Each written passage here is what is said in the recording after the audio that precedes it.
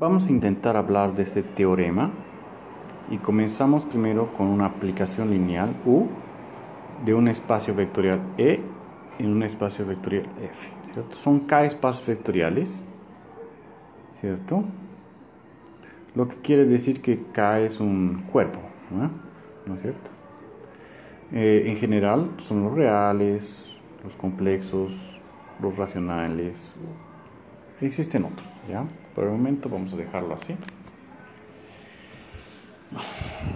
Entonces, es una aplicación lineal, ¿cierto? Que satisface ciertas propiedades, ¿ya? Y dentro de E tenemos, vamos a suponer, claro, que las dimensiones de E y de F son finitas. Vamos a suponer que nosotros tenemos un núcleo. ¿Qué significa que tenemos un núcleo? Es un subespacio vectorial de E. Vamos a colocar un V aquí arriba, ¿ya? Y por lo tanto debe tener una base. Vamos a llamar, digamos, V1 hasta Vn, una base del núcleo de U, ¿ya? O eso significa que son vectores linealmente independientes y que les generan U. Digo, el núcleo de U, perdón. Entonces, siempre podemos escoger vectores que no están ahí dentro, y eso va a implicar que este nuevo vector es linealmente independiente de estos otros. O sea, nosotros vamos a tener que V1 hasta Vn y W1 son linealmente independientes, ¿ya? Existen infinitos vectores de W1 que podríamos escoger. Por ejemplo, mi espacio vectorial total fuese ese, el núcleo tiene que estar una cosa aquí. Entonces todos estos vectores que están por aquí podríamos escoger para tener un nuevo vector y crear un espacio de dimensión mayor. Claro, aquí estamos en dimensión 2, no podemos hacer más nada, más imagínense que tenemos más dimensiones, ¿ya? Entonces voy a tener un espacio con estos de aquí, de dimensión 1 a más que el anterior, y si no es todo el espacio E, entonces resulta que tenemos más o menos la misma situación y existen vectores que no están ahí dentro. Entonces podemos escoger alguno. Entonces vamos a tener que este conjunto de vectores son linealmente independientes. Y así podemos continuar. Claro que no podemos continuar indefinidamente porque nuestro espacio vectorial E es de dimensión finita. Entonces, alguna hora vamos a tener que esto de aquí, digamos, es base de E. Alguna hora, ¿no? Eso implica, ¿no?, que el núcleo de U está generado por V1 hasta Vn. Y vamos a llamar de un espacio vectorial S que está generado por W1 hasta Wm, ¿cierto? ¿Qué pasa con la intersección? En realidad, si algún vector X está en la intersección, se escribe como combinación lineal de los elementos de aquí y combinación lineal de los elementos de aquí. O sea, X se escribe como una combinación lineal de los V's y también como una combinación lineal de los W's. Entonces, es para no tener que escribir todo, ¿cierto? Tendríamos una combinación lineal de los V's y dos de los W's que da 0, y ellos no serían linealmente independientes, pero por construcción todos esos vectores son linealmente independientes. Eso implica que X solo puede ser 0, no puede ser no nulo, ¿ya? Entonces, en particular, nosotros tenemos una suma directa. S y núcleo de U estarían en suma directa. ¿Qué otra cosa podemos ver? Como esto aquí es toda una base de E, si yo tomo cualquier vector de E, se escribe como una combinación lineal de estos de aquí. La parte que es combinación lineal de estos de aquí es un elemento del núcleo de U, y la parte de combinación lineal de los elementos de aquí es un elemento del núcleo de S. Por lo tanto, esta suma directa es E, ¿cierto? Este S es llamado de suplementar o suplemento de núcleo de U. Eso vale para, la verdad, cualquier espacio vectorial, no solamente para el núcleo de U, ¿sí? Bueno, listo. Entonces,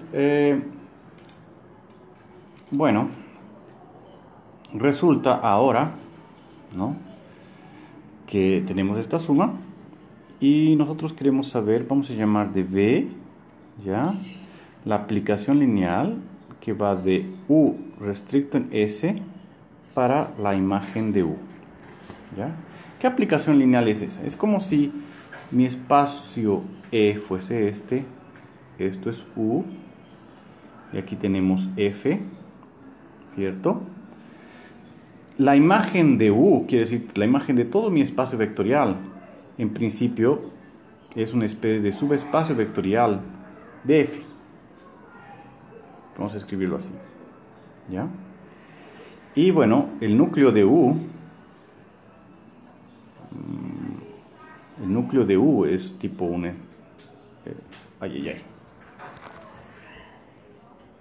El núcleo de U es tipo un subespacio vectorial de E, que todo él es enviado en un elemento 0. Es el núcleo. Tenemos también que bueno, entonces S fue arbitrario, ¿no es cierto? Pueden haber varios S. S, digamos, es un subespacio aquí,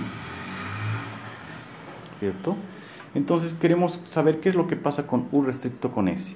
Obviamente que U restricto con S, su imagen por la aplicación U, ¿ya?, que va a ser nuestra nueva aplicación V, que está definida solamente en la restricción de... en realidad está mal escrito, creo, ¿no? Aquí. V, vamos a definir V como siendo la restricción de U en S, entonces va de S en la imagen de U, ¿no? Bueno, escogemos, claro, a dónde va, ¿ya? Entonces lo que el teorema va a decirnos es que la parte amarilla es isomorfa con la parte roja, lo que es, claro, obvio. ¿Por qué es obvio? Bueno, para comenzar, si un vector X está en el núcleo de V, ¿cierto? Eso quiere decir que V de X es 0, donde, claro, X es un elemento de S, ¿no? Por definición, V es la restricción de U a S, entonces V de X nada más es lo que U de X. Pero si esto es 0, entonces X pertenece al núcleo de U. Pero X estaba en S, entonces X pertenece a S y al núcleo de U, que ya habíamos visto que es solamente el elemento 0. No existe el elemento de S que está aquí por construcción de S, que es el suplemento del núcleo de U. Entonces el núcleo de esta aplicación lineal, que es U restricto a S, es simplemente 0, ¿cierto? Ahora, eso significa que esta aplicación lineal es inyectora, pero ¿será que es sobreyectora? Bueno, tomemos un Y que está en la imagen de U, ¿cierto? Eso quiere decir que existe un vector, vamos a llamarlo de X, que está en mi espacio vectorial, tal que U de X es Y. Ahora, E por definición es una suma directa de S con imagen S con el núcleo de U, ¿cierto? Núcleo de U más S, es una suma directa. ¿Qué significa que es suma directa? Significa también que todo vector de S se escribe como suma de un elemento del núcleo de U y un elemento de S de una única forma. Entonces mi X está en U, en E, perdón. Entonces quiere decir que X se escribe, bueno, en realidad vamos a colocar existen vectores en E, tales que V está en el núcleo de U y el otro vector está en S, satisfaciendo la condición de que X es igual a V más W, ¿cierto? Pero resulta que U de V es 0 por definición, porque está en el núcleo de U. Ay, qué notación pésima, ¿no? Vamos a cambiarnos, porque el V eran aplicaciones lineales. Vamos a llamarlos los vectores A y B, ¿ya? Eso es un vector A y un vector B. Vector A, vector B. A en el núcleo de U, B en S, tal que X es igual a más B, ¿cierto? Entonces U de X es igual a U de A más B, que es igual a U de A más U de B. ¿Sí? Solo que A está en el núcleo de U, entonces esto vale 0. Entonces U de X es U de B. Pero U de X, ¿quién era? Era Y. Entonces Y es U de B. O sea, Y pertenece a la imagen de B, que B es la restricción de U a S. ¿Cierto? O sea, encontré a alguien que vive en S, cuya preimagen está aquí. ¿Sí? En otras palabras, más o menos, si yo tengo este vectorcito que está aquí, este vector tiene una preimagen aquí, y si usted suma cualquier elemento del núcleo de U, la imagen continúa inalterada, porque la imagen de un elemento del núcleo, toda esta línea, digamos, va aquí. Toda esta línea se contrae aquí, y así sucesivamente. O sea, S y la imagen de U son isomorfas.